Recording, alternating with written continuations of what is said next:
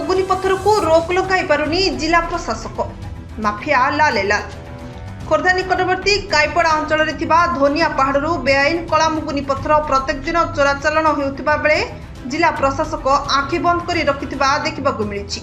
प्रकाश जे धोनिया पहाड़ में धोनिया क एवं धोनिया घ नीलामी होता बेले पहाड़ लीज नहीं व्यक्ति धोनिया घ पई सालिम अर्थ बांधि बेले धोनिया क पई सालिम अर्थ दे नाहंती। स्थानीय कला मुगुनी पत्थर माफिया माने बेधड़क भावे खଣି खोलन करुवा शुणा मिली। एपरिकी गोटे वाई फोम रे शह शह ट्रिप्स पल लुटि नेउथिबा जଣା पड़िछि।